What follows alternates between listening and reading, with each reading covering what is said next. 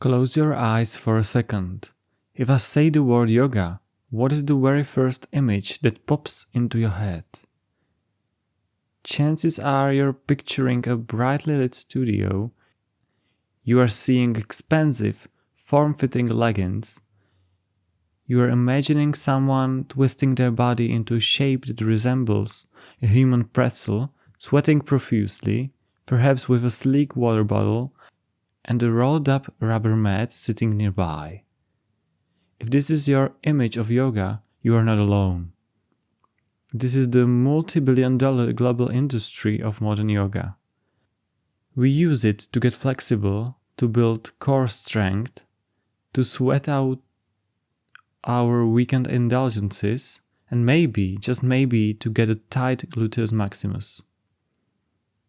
But what if I told you that out of the foundational ancient text that defines yoga, physical postures are mentioned in exactly 3 sentences out of 196 verses. Only 3 are about the physical body. Welcome. Today we are going to dismantle everything you think you know about yoga. We are traveling back over 2 millennia to honor the original, radical and profoundly psychological purpose of this ancient practice. We are going to decode the famous Yoga Sutras, figure out what the word yoga actually means, and discover why an ancient manual for the human mind is desperately needed in our chaotic, hyper-connected modern world. Whether you've been practicing for 10 years or you've never touched a yoga mat in your life, stick around. This isn't about stretching your hamstrings. This is about untangling your mind. Let's start by addressing the elephant in the room, modern yoga. To be incredibly clear, there is absolutely nothing wrong with moving your body, stretching and breathing. The physical practice of modern yoga has immense health benefits, but calling a 60-minute, high-intensity, heated power flow yoga is a bit like reading the table of contents of a massive encyclopedia and claiming you've read the whole book. In the West, we have taken a profound, comprehensive system of spiritual psychology and reduced it to gymnastics. We treat it as a fitness routine, but historically, yoga was never designed to change the shape of your body. It was designed to change the shape of your consciousness. So what does the word actually mean? The word yoga comes from the ancient Sanskrit root word that translates to yoke, to harness, or to unite. Think of 2 oxen being yoked together to pull a plough. It requires an intensive binding and bringing together disparate parts to create a unified focus. But what are we uniting? In the modern wellness space, you will often hear it's the union of mind, body and spirit. While that sounds lovely on a wellness retreat brochure, it's a modern romanticization.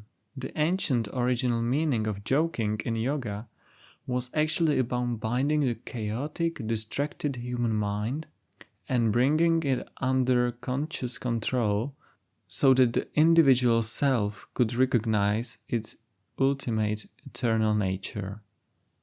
Yoga is not the workout, yoga is the state you reach when your mind finally shuts up. To really understand this, we have to look at the definitive guidebook of yoga. Enter a sage named Patanjali. Now, Patanjali is a bit of historical mystery. Scholars believe he lived somewhere between the 2nd century BC and the 4th century CE. We don't know if he was one single genius or a collective of scholars writing under one name. But whoever Patanjali was, they did something revolutionary. They took centuries of oral traditions, fragmented ascetic practices, and complex Indian philosophy and codified it into a single brilliant text. This text is called the Yoga Sutras. The word sutra literally translates to thread. The Yoga Sutras are essentially 196 threads of wisdom, short, incredibly dense, punchy aphorisms. They were meant to be memorized by students like beads on a necklace. If you pick up the Yoga Sutras expecting a workout manual, you will be deeply confused. There are no instructions on how to do a downward dog. There are no diagrams of Warrior 2. Instead, what you are holding is one of the most sophisticated texts on human psychology, cognitive behavioral therapy, and neuroplasticity ever written, thousands of years before we even had those terms. Patanjali doesn't waste any time.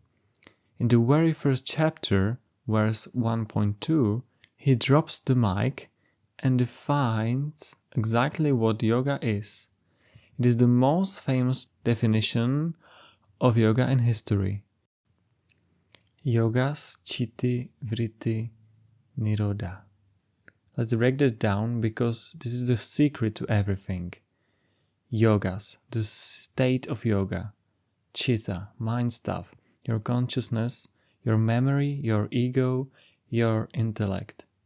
Vritti, fluctuations, whirlpools, or thought waves.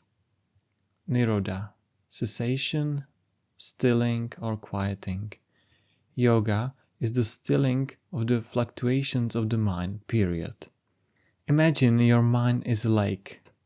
When the wind is blowing, when you are stressed, angry, craving a dopamine hit from your phone, worrying about the future, regretting the past, the surface of the lake is covered in choppy waves. Because of these waves, if you look into water, you cannot see the bottom.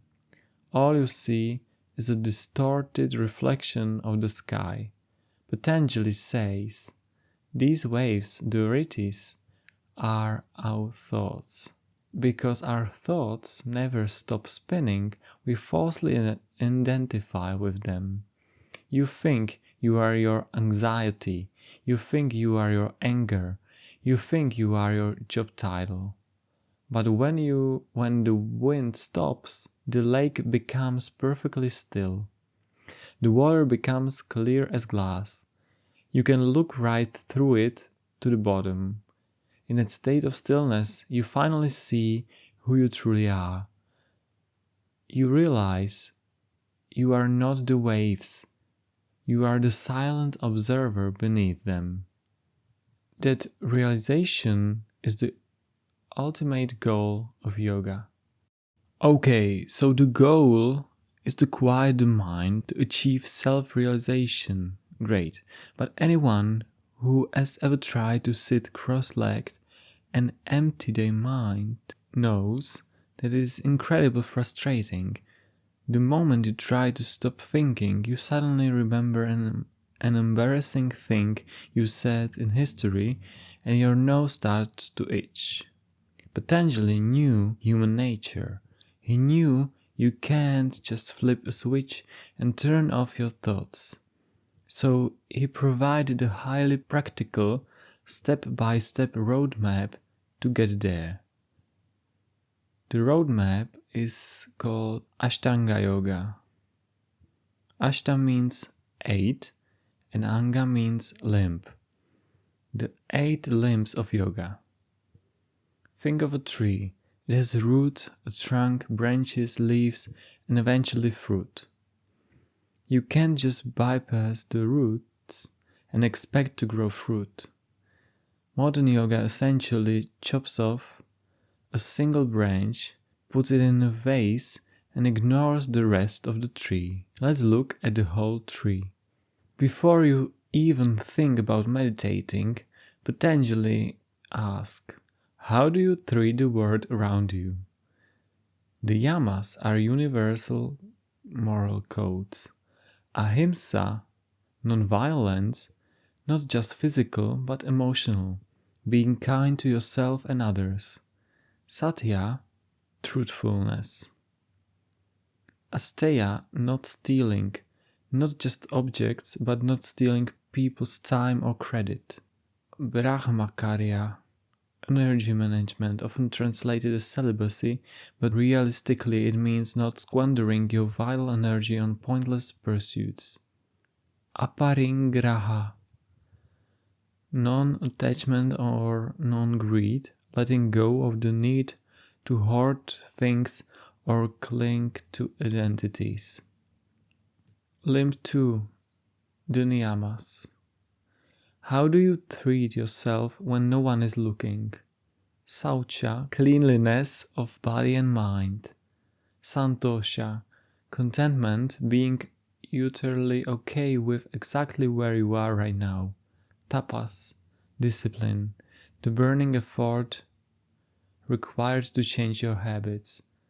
Svadhyaya, self-study. Ishvara pranidhana, surrendering to higher power, simply acknowledging that the universe doesn't resolve around your ego. Limb 3, asana, physical posture.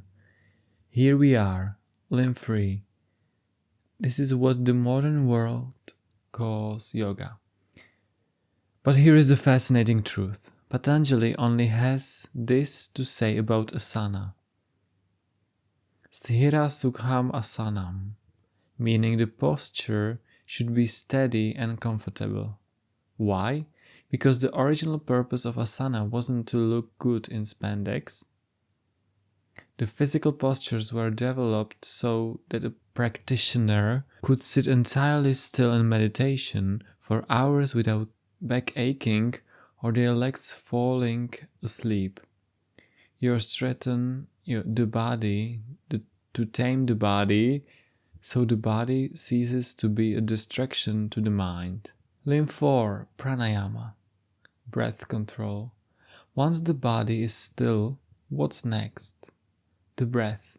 The ancient yogis observe a direct link between respiration and the nervous system. When you are panicked, your breath is short and shallow.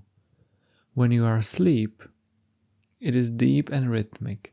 By consciously controlling the breath, you can hack your nervous system and slow down the heart rate, preparing the brain for deeper focus.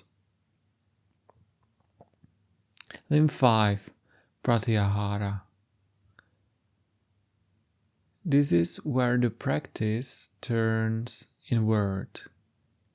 All day long, our 5 senses drag our awareness outward to screens, noises, smells, and tastes.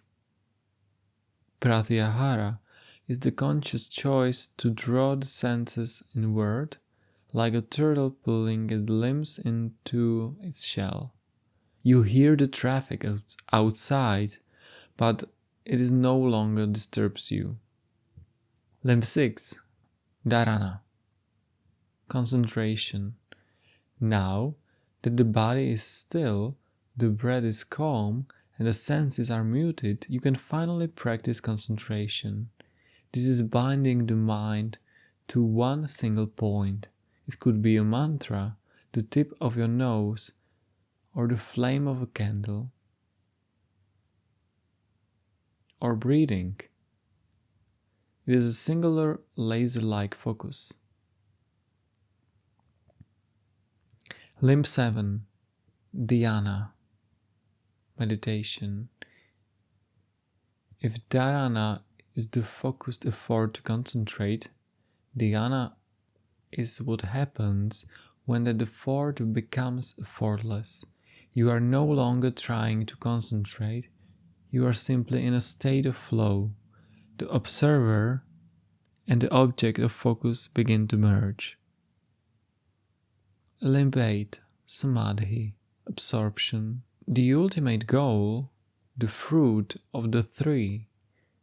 In samadhi, the illusion of the isolated self completely dissolves. The ripples on the lake have stopped.